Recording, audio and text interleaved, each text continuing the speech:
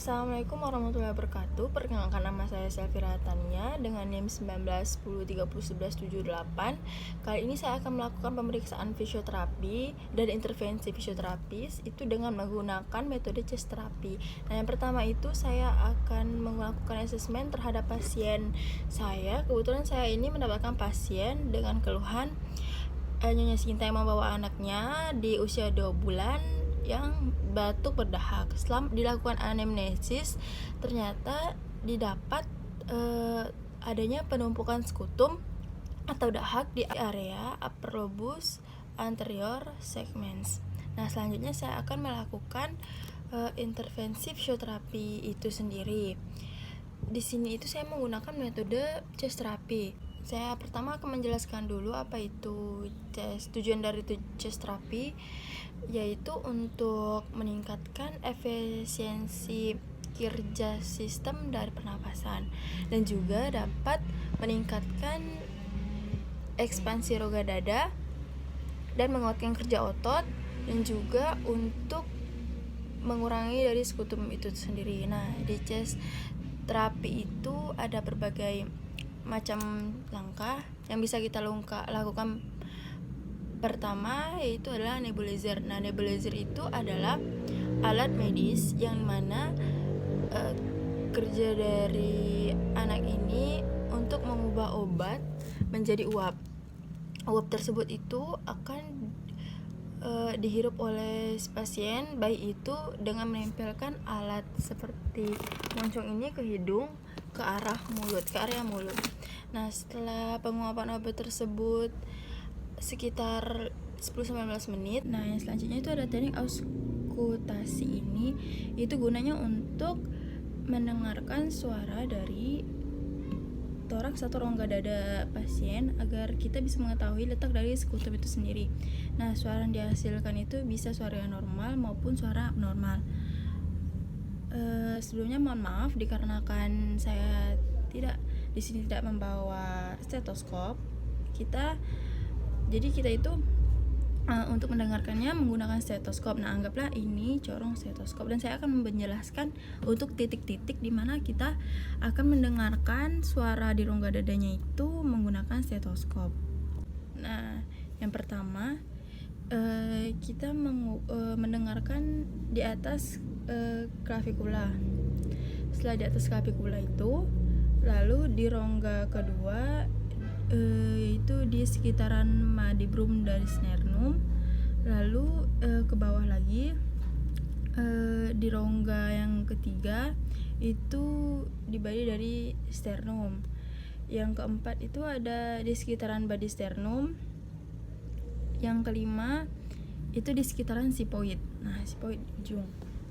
Nah, dikarenakan pasien saya ini mengeluhkan di area upper lobus segmen, jadi kita akan memfokuskan pemeriksaan itu pada daerah upper lobus, yaitu di titik ketiga, di rongga ketiga, di dekat badi sternum.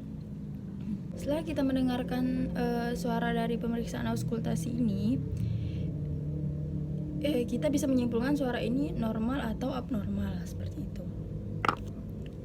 Nah, selanjutnya kita itu bisa menggunakan teknik postural drainage, yaitu gunanya untuk pemeriksaan saluran, yaitu dengan menggunakan gravitasi yang menyalurkan ke saluran lebih besar. Baik dikarenakan pasien di sini itu mengeluhkan di daerah upper lobus inferior segment, jadi kita memposisikannya itu miring seperti ini, setengah duduk tetapi tidak duduk tegak dan tidak juga berbaring.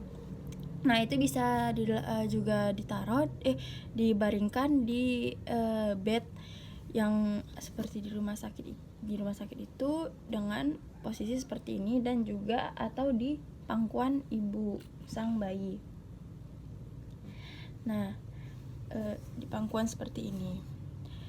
Dikarenakan keluhannya ini di sebelah kanan, di sebelah kanan dari area upper lobus anterior segment.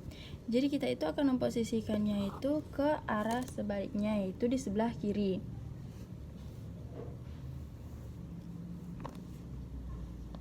Seperti ini. Sepertinya bisa juga dipangku seperti ini.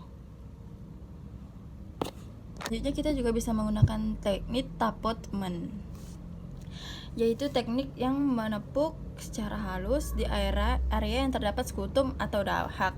Itu gunanya untuk memberikan tekanan halus agar si dahak ini bisa keluar secara otomatis. Nah, yang pertama kita bisa menekuk tangan kita seperti mangkok ini, lalu tepukan di area yang terdapat penumpukan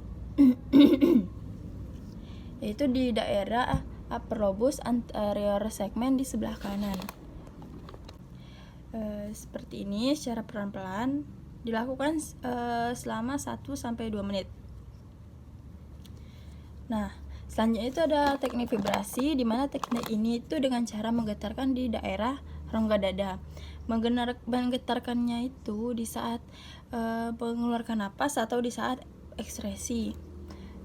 Nah, setelah inspirasi dan juga ekspresi, maka di saat mengeluarkan napas itu dilakukan getaran tersebut.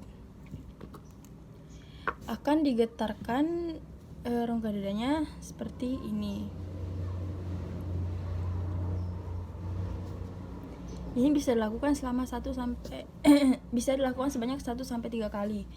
Selanjutnya itu ada teknik Kogi, yaitu dengan cara membantu agar pasien itu bisa batuk, agar sekutum atau dahak itu bisa dikeluarkan dengan mudah dan otomatis.